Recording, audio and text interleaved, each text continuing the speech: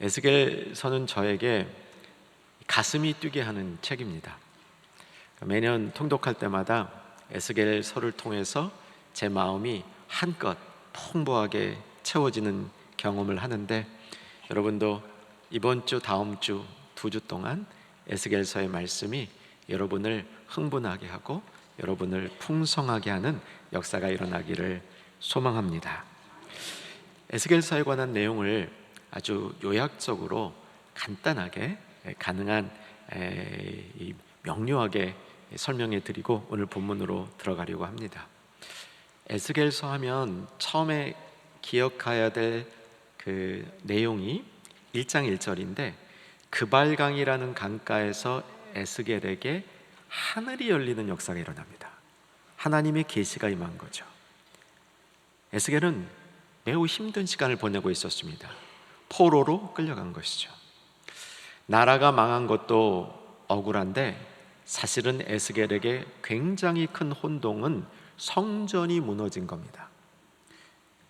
아마도 에스겔은 제사장 가문의 사람이었던 것으로 보입니다. 그래서 누구보다도 성전에 대한 마음이 애틋했는데, 성전이 무너지는 것을 경험하고 그는 나라가 망한 것보다 더 마음의 충격을 받았죠. 한 걸음 더 나가면 성전만 무너진 게 아니라 언약의 핵심이라고 볼 수 있는 다윗 왕조가 무너진 것도 그에게는 큰 혼돈이었습니다. 포로 생활을 하고 있던 에스겔에게 하늘이 열리면서 임한 계시는 그의 모든 문제와 숙제를 다 풀어주는 내용이었습니다. 사랑하는 우리에게도 하나님이 이런 역사를 가끔 허락해 주시기를 소망합니다. 하나님의 뜻을 직접 보여주시고 우리 인생의 문제들을 풀어주시고, 또 우리가 해야 될 일들 뿐만 아니라 이 하나님이 목적하신 세상이 어떻게 돌아가고 있는지도 알려주시는 지혜가 임하는 것은, 이 시대에 하늘이 열리는 것은 그냥 골방에서 일어난다기보다는 말씀을 보면서 일어나는 경우가 많이 있습니다. 그래서 사랑하는 여러분, 말씀을 사모하는 우리 모두 될 수 있기를 또한 기대합니다. 이렇게 하늘이 열리면서 많은 것을 깨달은 에스겔의 깨달음이 에스겔서 전체 가운데 나오고 있는데, 첫 번째 내용은 이스라엘 백성이 지독하게 불순종했다는 겁니다. 이 부분을 여러분 읽으실 때에는 좀 어두워지실 겁니다.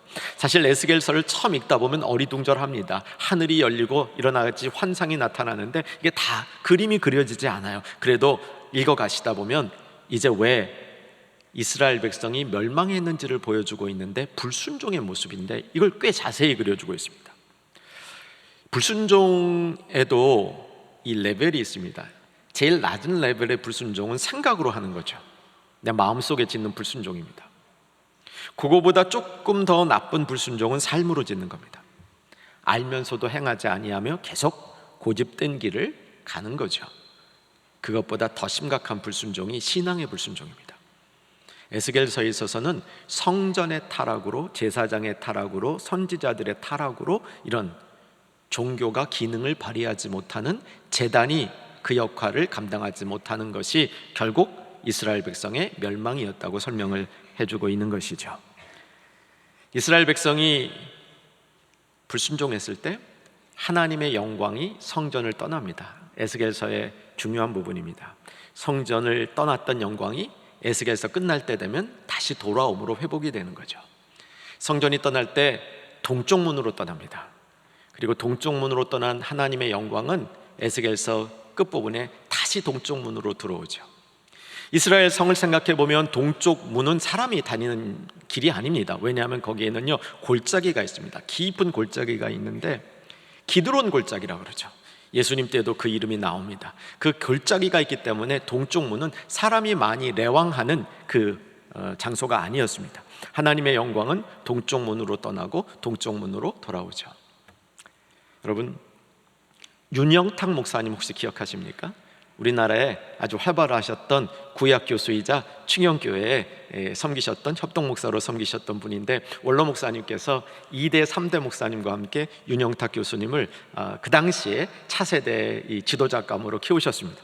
구약학 교수신데 제가 충영교회 부임하자마자 에스겔서 말씀을 하시는 거예요. 이제 한 목사님 오셨으니까 동문으로 떠난 하나님의 영광이 동문으로 돌아오기를 축복합니다 그러셔서 제가 아멘 하고 받았습니다.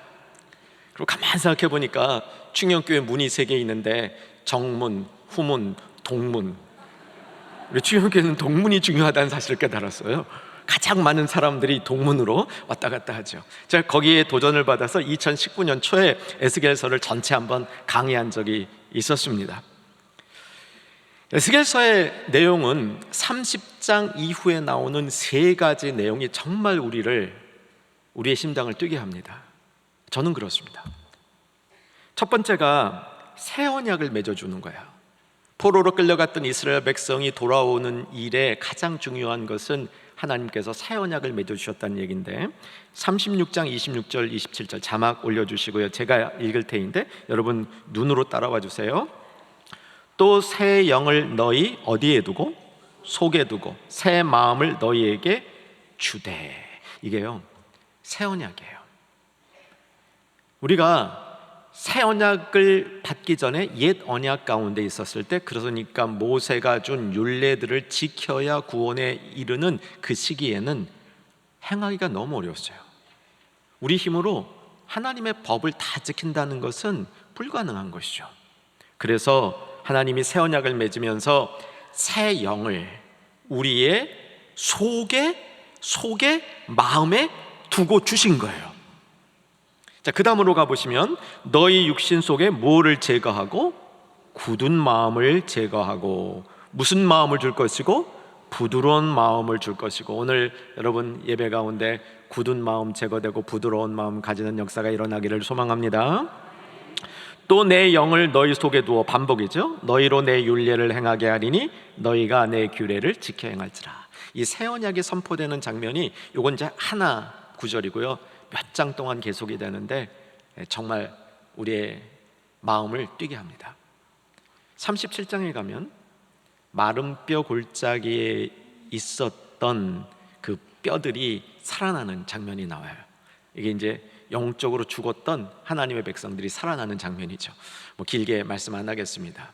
이 영적인 뼈들이 막 흩어져 있다가 생기가 들어가니까 막 이렇게 흩어졌던 뼈들이 모여들죠. 모여서 뭐 거기에 근육이 붙고 피부가 생기고 이제 살아나는 장면인데 한 절 같이 보려고 합니다. 37장 10절. 자, 같이 한번 읽겠습니다. 이에 내가 그 명령대로 대언하였더니 생기가 그들에게 들어가매 그들이 곧 살아나서 일어나 서는데 극히 큰 군대더라. 마른 뼈 골짜기에서 마른 뼈가 개별적으로 살아난 것이 이 초점이 아니고 이 살아난 뼈들이 군대를 이루는 거예요. 그러니까 공동체를 이룬다는 겁니다. 길게 보면 하나님의 백성들, 교회 우리 시대 때 이 모습을 보여주고 있는 겁니다. 이게 교회가 살아나는 모습, 하나님의 백성들이 살아나는 모습을 보여주고 있는 거죠. 그 다음에 성전이 회복되는 장면인데 이것도 꽤 긴 부분이에요. 내용은 이렇습니다. 성전 문지방에서 물이 나오기 시작합니다. 이 물이 점점 많아지죠. 점점 많아져서 물이 강을 이뤄요. 강가에 나무들이 자라기 시작하고요. 그 나무에 과일들이 맺기 시작합니다.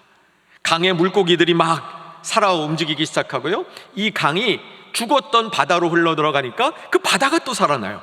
바다가 살아나니까 바다 주변에 있었던 여러 이 물질들이 이게 다 살아나는 겁니다. 그리고 약재로 쓰이는 겁니다. 열방을 치유하는 약재로 쓰인다 이러면서 성전 회복되는 장면을 보여주는데 가슴이 벅차요. 맨 마지막에 에스겔서의 맨 마지막에는 여호와 삼마라는 말과 함께 에스겔서가 끝납니다. 여호와 삼마의 뜻은 하나님이 거기 계시다는 거예요. 하나님이 회복된 성전 안에 계시고 하나님이 회복된 백성 안에 계시고 하나님이 새 언약을 주시는 주체로 우리를 떠나지 않는다. 이런 여호와 삼마, 이 표현으로, 이 선언으로 에스겔서는 끝나게 됩니다. 자, 이 모든 예언을 에스겔이 오늘 본문을 통해서 받고 있습니다. 오늘 에스겔이 본문을 통하여 받고 있는 말씀의 요지는 말씀을 먹으라는 것부터 시작이 됩니다. 말씀을 먹으라. 오늘 우리 모두도 말씀을 잘 먹을 수 있기를 소망합니다. 중요한 다음 중에 하나는 말씀을 그냥 먹는 게 아니라 꼭꼭 씹어 먹는다. 사모하시는 분들에게는 이런 역사 일어날 수 있기를 소망합니다. 본문을 보시면 1, 2, 3절에 나오는데 1, 2, 3절 제가 읽기 시작합니다. 또 그가 내게 이르되 인자야 너는 발견한 것을 뭐하라? 먹으라. 너는 이 두루마리를 먹고, 당시에는 이제 성경이 파피루스 두루마리에 쓰여져 있었죠. 그래서 두루마리를 먹으라는 것은 말씀을 실질적으로 먹으라, 이 명령이라고 보시면 되겠습니다. 먹고 가서 이스라엘 족속에게 말하라 하시기로, 같이 2절 읽겠습니다. 내가 입을 벌리니 그가 그 두루마리를 내게 먹이시며 계속 내게 이르시되 인자야 내가 내게 주는 이 두루마리를 내 배에 넣으며 내 창자에 채우라 하시기에 내가 먹으니 그것이 내 입에 달기가 꿀 같더라. 그냥 말씀을 먹은 것이 아니라 배와 창자 속에 가득 채워놓고요, 먹을 때 그 말씀이 꿀처럼 달았다라고 얘기해 주고 있지요. 이 말씀의 특징은 진짜 두루마리를 먹은 거예요. 제 세대 때는 그런 사람을 못 봤는데, 저의 그 장인 어른 시대, 저희 부모님 시대는요, 영어를 공부할 때 진짜로 사전을 외우고 씹어 먹은 사람들이 있습니다. 여러분이 그러지는 않으셨죠? 그런 사람을 혹 알고는 계십니까? 그런 분들이요 제법 있어요. 그냥 먹고 씹어, 이게 공부하고 씹어 먹었다 뭐죠? 안 까먹겠다는 뜻이에요. 이게 뭐 진짜로 종이를 씹어 먹었다고 해서 안 까먹진 않겠죠. 뭡니까? 결기예요, 결기. 내가 절대로 까먹지 않겠다는 결기죠.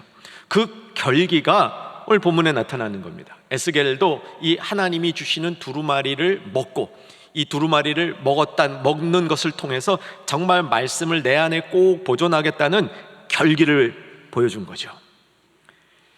이 말씀을 먹은 것에서 끝나는 게 아니라 오늘 본문에 보니까 배에 들어가고 창자까지 채워졌다, 소화됐다는 겁니다. 소화되어서 내 몸에 흡수됐다는 겁니다. 내 몸에 흡수되어서 양분이 되었다는 겁니다. 양분이 되어서 힘이 되었다는 겁니다. 여러분, 말씀을 먹은 자에게 말씀에서 나오는 힘과 강건함이 있는 줄로 믿으시기 바랍니다.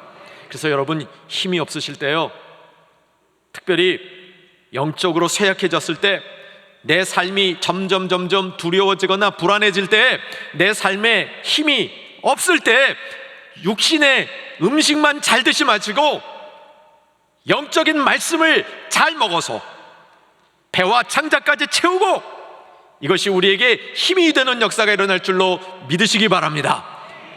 한번 오늘 이 시간에 결단했으면 좋겠어요. 사랑하는 여러분, 내가 말씀을 매일 먹겠습니다. 먹고 소화시키겠습니다.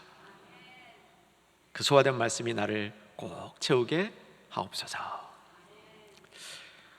제가 참 주님 앞에 목회하면서 감사한 일은, 아무리 힘든 때라도 하나님의 말씀을 먹고자 하면 그 말씀이 먹어지는 겁니다. 참 하나님 앞에 제가 감사해요. 쭉 목회를 하면서 많은 양의 설교를 해야 되면 때로는 참 말씀을 준비하기 어려운 때가 있습니다.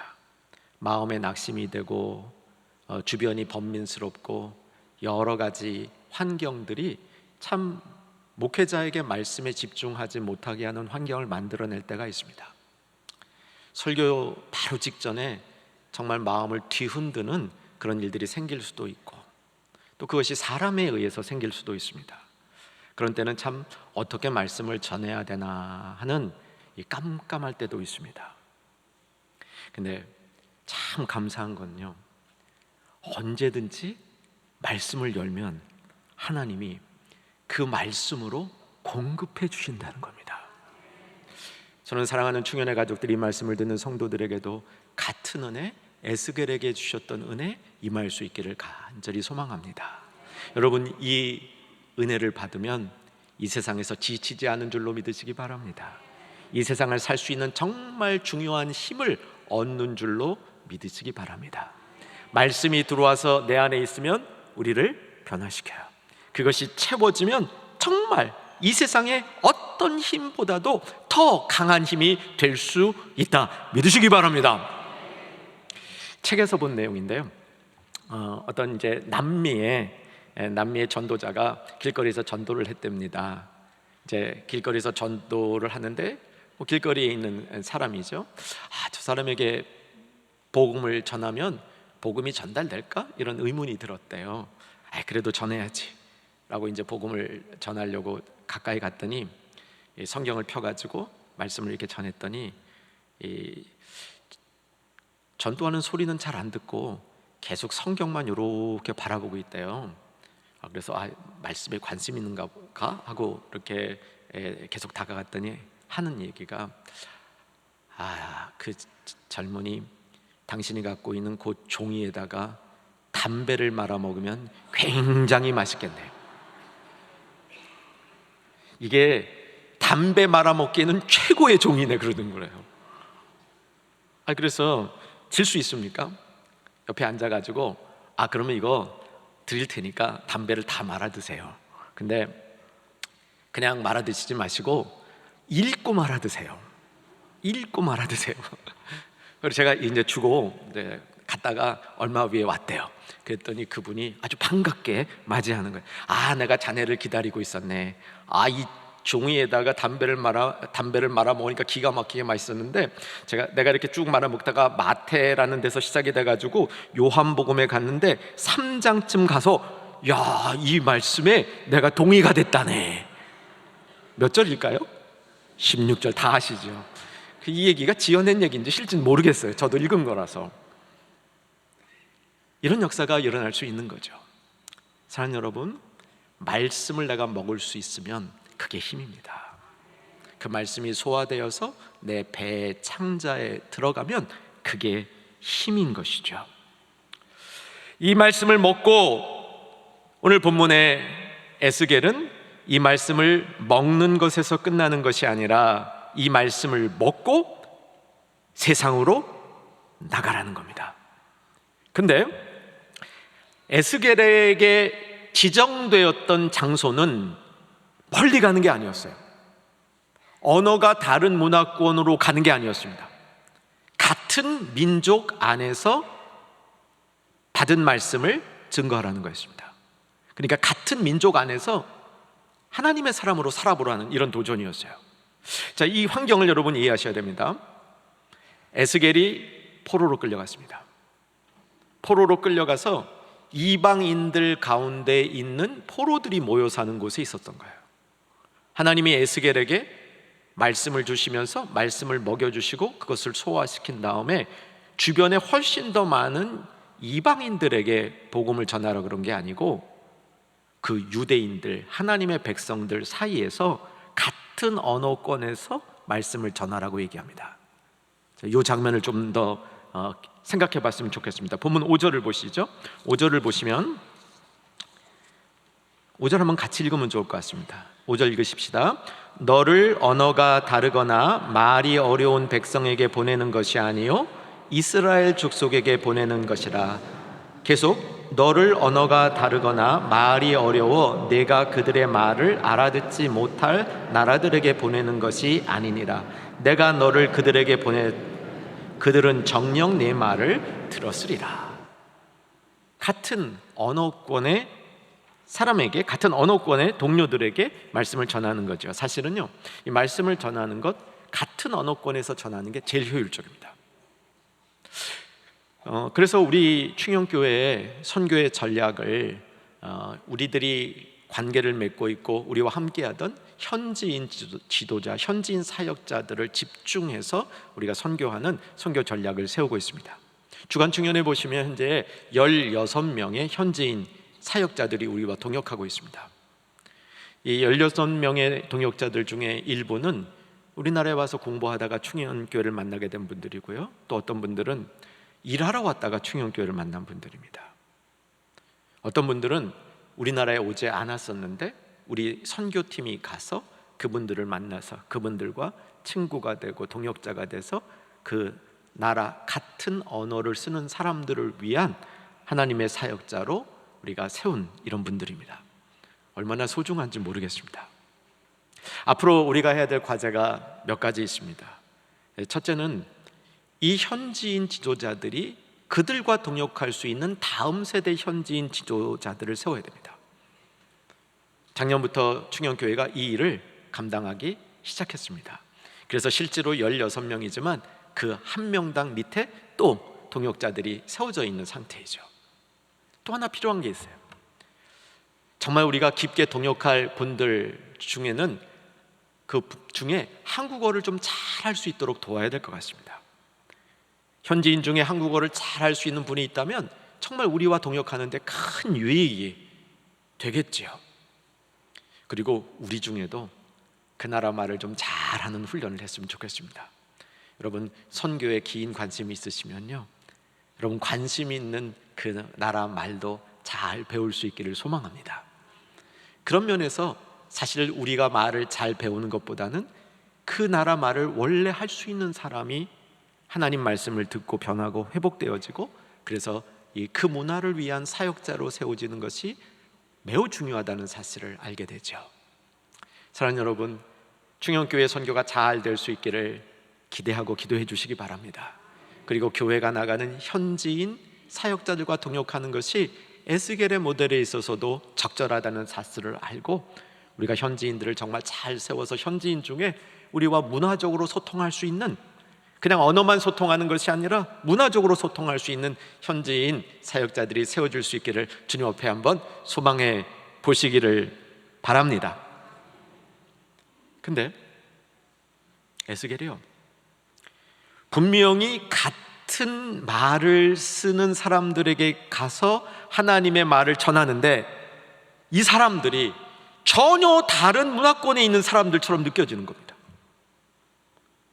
우리가 사실 실질적으로 하나님의 뜻을 가지고 하나님의 사람으로 살다 보면 주변 사람들이 어색하게 보일 때가 있습니다. 아니, 도대체 우리가 같은 나라 속에 살고 있는 거야? 똑같은 생각을, 똑같은 환경 속에서 전혀 다른 생각과 해석을 하는 사람들을 만나게 되는 겁니다. 에스겔은 그 상황을 보면서 놀라고 당황할 수밖에 없었던 것이죠. 아니, 아예 우리말을 못 알아듣고 하나님의 뜻이라고 내가 전하는 것을 알아듣지 못하는 사람에게 전해서 전달이 안 된다면 그렇거니 하겠는데, 분명히 그 말을 알아듣는 사람에게 전하는데 묵묵부담인 거예요. 이럴 때 에스겔은 어떤 마음이겠습니까? 실망할 수 있습니다. 낙심할 수 있습니다. 오늘 이제 본문에는 안 넣었는데 8절부터 보면요, 그 상황이 나오는데 8절 한번 찾아가 주십시오.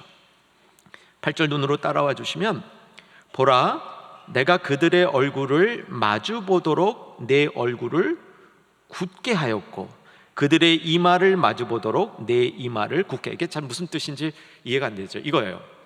에스겔이 하나님의 말씀을 전달하는데 그 듣는 사람들이 완전히 얼굴이 굳어 있는 겁니다.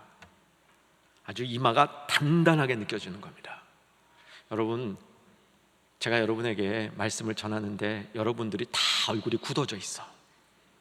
이마가 아주 굳어져 있어요. 그러면 말씀을 전할 이런 힘이 나겠습니까? 저는 여러분들의 얼굴만 봐도요, 막 설교하고 싶어져요. 얼마나 잘 이 말씀을 받아들이려고 그런지, 두 사람 빼놓고. 그런데 상대가 얼굴이 굳어지고 내가 듣기 싫어 이런 사인을 주는데, 그때에도 말씀을 전할 수 있으려면 단단해야 됩니다. 준비가 단단히 돼 있어야 돼요. 에스겔에게 이런 준비가 돼 있으라고 얘기하는 겁니다.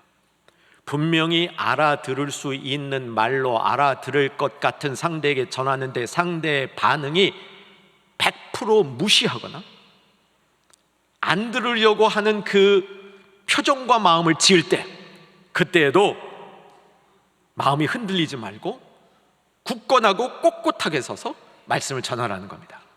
이것은 강대강으로 맞서라는 얘기가 아닙니다. 심적으로, 내적으로 물러서지 말라는 겁니다. 물론 방법은 유연해야 됩니다. 상대방이 굳건하게 이맛살을 찌푸리고 있다고 해서 같이 찌푸리라는 얘기가 아닙니다. 그들이 들을 수 있는 말로 여러 번 시도하되 지혜로운 방법으로 도전하되 마음으로 실망하거나 물러서지 말라는 겁니다. 이게 에스겔에게 준 소명입니다. 우리에게도 이런 생활 태도가 필요합니다. 그리스도인으로 이 땅에 살아갈 때 그리스도인으로 살아가는 그 가치를 이 세상은 즐겨받지 않을 수 있습니다. 아니, 무시하거나 공격적으로 대할 수도 있습니다. 아주 얼굴을 단단히 굳게 해서 안 들으려고 하는 것처럼 어쩌면 우리들의 성도다운 삶이 세상에 전혀 반응을 못 일으킨다고 느낄 때도 있을 수 있습니다. 그때 에스겔에게 하나님이 주신 교훈은 물러서지 말라는 겁니다. 책 한 권 소개해드리겠습니다. 물러서지 마. 책 제목이에요. 펼쳐서 읽어보실만 해요. 책을 다 안 읽으시더라도 이렇게 목차만 쭉 보셔도요 도움이 됩니다. 내려주시고요. 저도 그런 방법을 쓰는데 요즘 많은 이 전문가들이 그렇게 얘기해요. 책을 사서 다 읽는 것도 좋지만 책을 딱 사서 목차를 보고 그 내용을 가지고 한번 이렇게 생각해 보면 내용이 어떤 내용인지 이렇게 잡힌다. 그런 기법도 있어요. 물러서지 마.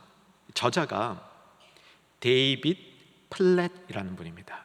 데이빗 플랫, 주목하실 분이에요. 우리 한국 교회 복음주의 혹은 개혁주의 성도님들에게 많이 알려져 있는 미국 목사님들이 있죠. 팀 켈러 돌아가셨죠? 존 파이퍼, 릭 워런, 이런 목사님들 굉장히 영향을 많이 미치셨어요.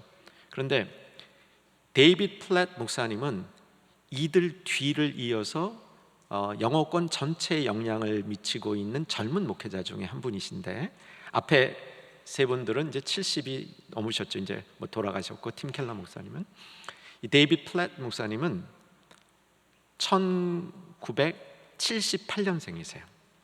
근데 벌써 한 15년 전부터 이제 미국 이 교계에 차세대 떠오르는 설교자로 완전히 자리매김했습니다. 이분은 젊어서부터 굉장히 설교가 강렬했습니다. 주제도 레디컬이었어요. 레디컬. 영어 표현에 레디컬이라는 건 그렇게 좋은 의미는 아니에요. 근데 그분이 사용하면서 이 성도들이 시시하게 살지 말고 제대로 살자는 도전으로 이 레디컬이라는 말을 이제 굉장히 파퓰러라이즈, 보편화시켰고 대중화시켰고요. 그리고 이 데이빗 플랫 목사님은 지금도 상당히 계속적으로 더 영향력을 미치는 이런 이제 설교가로 발전하고 계셔요. 저는 사실 이분이 처음에 주목을 받을 때 좀 조심하자는 생각이 들었어요. 젊은 목회자들은 설교를 강렬하게 할 필요가 있습니다. 젊기 때문에. 근데 그것에 너무 박수를 치다가는 젊은 설교자가 실족할 수도 있겠다, 이런 생각이 들었어요. 근데 어느 순간에 이분을 깊게 인정하게 됐습니다. 어느 장소에서 로마서 설교를 하는데, 로마서를 설교하는 시간에 로마서 설교를 하지 않고 1장부터 8장까지 암송을 하는데 기가 막히게 하시더라고요. 저는 그렇게 못할 것 같아요. 그래서 이분 안에 있는 영성의 이 일정 부분은 정말 하나님이 사용한다는 생각을 했습니다. 물러서지 마. 물러서지 마. 근데 이 물러서지 않기 위해서 이 데이빗 플랫은 이렇게 설명합니다. 말씀에 대한 확신이 있어야 된다. 오늘 에스겔서에서 주는 거예요. 말씀에 대한 확신은 어떻게 생기냐면 말씀을 먹는 겁니다. 여러분, 오늘 예배드리는 이 말씀을 듣는 모든 중년의 가족들에게 하나님이 이 축복을 주셨으면 좋겠는데, 여러분 말씀을 먹을 때 말씀이 달게 되는 역사를 주시기를 주 안에서 소망합니다. 그래야 이 말씀을 먹어서 채울 수가 있잖아요. 사실은 말씀은 음식과 같습니다. 여러분, 매 끼 식사가 다 맛있진 않잖아요. 어떤 때는 별로 맛이 없는 음식 먹을 때도 있죠. 어떤 때는 걸릴 때도 있습니다. 여러분, 통독하고 딱 비교하시면 돼요. 통독하다 어느 날 걸렀어. 나 식사를 걸렀으니까. 어느 날 통독을 하는데 하나도 머리에 남는 게 없어. 여러분, 밥 먹고도 하나도 입맛에 남거나 영양가 없는 수도 있지 않습니까? 그런데 어느 날 진짜 맛있는 음식을 먹었고 진짜 우리 건강에 좋은 음식을 먹었어요. 이게 말씀이 꿀같이 달게 되는 역사인 줄로 믿으시기 바랍니다. 그래서 이 말씀이 단 역사가 우리에게 일어나서 그 말씀이 우리를 깊게 채울 때 말씀에 대한 확신이 듭니다. 이 확신만 들어갖고는 안 돼요. 하나님의 뜻 가지고 이 세상에 살 때에는 확신만 들어서는 안 되고 거기에 영혼에 대한 연민이 있어야 됩니다. 이게 데이비드 플랫 목사님이 강조하는 부분이에요. 하나님의 말씀에 대한 확신과 영혼에 대한 연민이 있을 때 그 사람이 복음적인 삶을 살 수 있다는 겁니다. 9월 6일이 금요일입니다. 9월 6일 여러분 마음속에 담아주시기를 부탁드리는 것은 작년에 70주년 우리 부흥회 3일 하면서 끝나면서 제 마음속에 이런 감동을 하나님이 주셨습니다. 매년 3일은 아니더라도 하루만이라도 금요 집회에 온 성도들 다 모여서 깊은 말씀 듣고 뜨겁게 기도하고 하나님 찬양하는 이런 시간을 가졌으면 좋겠다. 금요 집회 나오시는 성도님들이 많지 않잖아요. 멀은 분들이 있고 우리 금요 집회가 좀 일찍 모이다 보니까 직장 속에서 치열하게 일하는 분들은 나오기가 어려운 시간입니다. 그런데 1년에 한 번은 저쪽 충청도에 사시는 분도 미리 준비하셔서 직장 도저히 피하기 어려운 분들은 방법을 쓰셔서 1년에 한 번은 금요 집회 나와서 금요 집회 온 성도가 모인다. 이거는 어려운 일은 아니라고 생각이 들어요. 9월 6일입니다. 왜 9월 6일이냐면 9월 8일이 설립 71주년 되는 감사주일이거든요. 그래서 이틀 전에 모이기로 했습니다. 순전도, 그때 순전도 하신 분들을 모시고 오는 겁니다. 9월 6일 날 교회로요. 단계가 쭉 있어요. 이번 주가 3단계라고 그럽니다. 이 순전도를 하기 위해서 그날 이제 우리가 전도하기 위해서 단계별로 준비하고 있거든요. 이번 주 3단계입니다. 3단계가 뭐냐면 내가 모시고 싶은 분들하고 이렇게 접촉을 갖는 거예요. 차 나눔 이렇게 돼 있는데 차를 나누면서 접촉을 하고 이제 그 다음 단계가 좀 더 깊게 식사 같은 것들을 하면서 이제 말씀을 이렇게 도전해 보는 이런 시간입니다. 제가 예측컨대 1, 2단계까지 잘 가다가 3, 4단계 가면 딱 부닥치는 경우가 있을 거예요. 딱 부닥쳐. 그냥 처음에는 이렇게 잘 되는 것 같은데 이게 우리 좀 이제 하나님 얘기하려고 그러나 좀 복음 얘기하려고 그러면 이게 딱 부닥치는 경우가 생겨요. 어떻게 하라고요? 물러서지 마. 물러서지 마. 싸우란 뜻이 아닙니다. 물러서지 마. 정말 말씀으로 채워지고 영혼에 대한 연민이 이 두 가지가 있으면 성도로서의 삶은 승리할 수밖에 없습니다. 성도로서는 정말 힘있게 살아가는 그 능력을 이 가운데 얻을 수 있게 된다는 겁니다. 오늘 말씀의 마지막 단계로 가게 되면 오늘 마지막 단계 마지막에서 이렇게 나아가는 에스겔에게 하나님이 특별한 일을 경험하게 해주셔요. 보상입니다. 듣든 안 듣든 말을 전하라 그러잖아요. 그거 쉽지 않잖아요. 그런데 하나님이 에스겔을 써먹기만 하는 게 아니에요. 하나님은 에스겔에게 정말 중요하고 복된 것으로 채워주시는데 선물을 주시는 겁니다. 12절부터 보셔야 되는데 성경을 피셔야 됩니다. 12절 찾으셨죠? 제가 읽기 시작합니다. 때 주의 영이 나를 들어올리시는데, 들어올려요. 야, 사랑하는 여러분, 이런 경험 한번 해보시기를 소망하시기 바랍니다. 영적인 경험이죠. 그런데 에스겔을 들어올리듯이 하나님이 하나님의 사람을 들어올리셔요. 물론 본문에서는 진짜 들어올리신 거예요. 그래서 이동시키시는 거예요. 근데 이 들어올리시는 것이 에스겔을 하나님이 멋지게 사용하고 그의 마음속을 정말 흡족한 것으로 채워주시는 보상인 겁니다. 이 들어올릴 때 12절 뒷부분에 보면 찬송 소리가 막 들려요. 그리고 영광이 나타나요.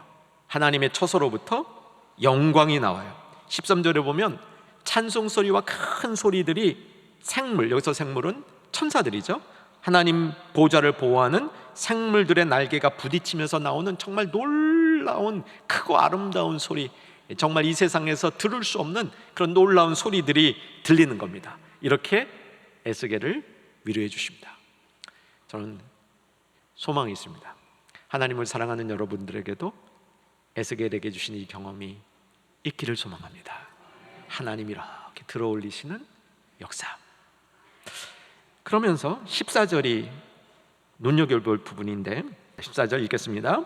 주의 영이 나를 들어올려 데리고 가시는데 내가 근심하고 분한 마음으로 가니 여호와의 권능이 힘있게 나를 감동시키더라. 좀 이상하죠? 이런 뜻이에요. 실제로 에스겔을 들어올려서서 하나님이 본격적으로 에스겔을 사용하는데 에스겔의 마음속에 여전히 근심하며 분한 마음이 있었다는 거야. 무슨 분한 마음일까? 포로로 끌려간 것에 대한 분한 마음일 가능성이 많지 않을까요? 내가 하나님을 섬겼는데 나라가 망하고 성전이 무너지고 포로로 끌려온 것에 대한 분한 마음이 있을 수 있지 않겠습니까? 여러분 혹시 주님의 일을 하고 내가 주님을 섬기면서 주님의 사람으로 살아가는데 아직 분한 마음이 있으십니까? 어떻게 생긴 분한 마음인지 다 알 수 없지만 하나님을 섬기며 따르는 성도들에게도 근심되며 분한 마음이 있을 수 있다는 겁니다. 하나님이 그걸 제거시켜 주시는 겁니다. 고통이 지나가면 고통은 지나가는데 상처가 남는다 그러죠. 그 남은 상처를 가지고 여전히 주님의 일을 하려는 우리들이 있습니다. 우리가 주님의 일을 하고 주님의 사람으로 살아가는데 여전히 옛날에 받은 상처가 내 안에 남아있을 수 있습니다. 하나님이 이거 다뤄주시는 거예요. 들어올리시면서 이걸 다뤄주시는 거예요. 이걸 없애주시는 겁니다. 어떻게 없애주시는지 확인합시다. 여호와의 권능이 힘있게 나를 모시키더니 감동시켰어요. 여기서 감동은 살짝 마음을 터치해 준 게 아닙니다. 여기서의 감동은 하나님의 힘, 권능의 손, 하나님의 강력한 손이 그 사람을 붙잡아 주시는 거예요. 붙잡아 주시는 게 붙잡아서 장악하시는 겁니다.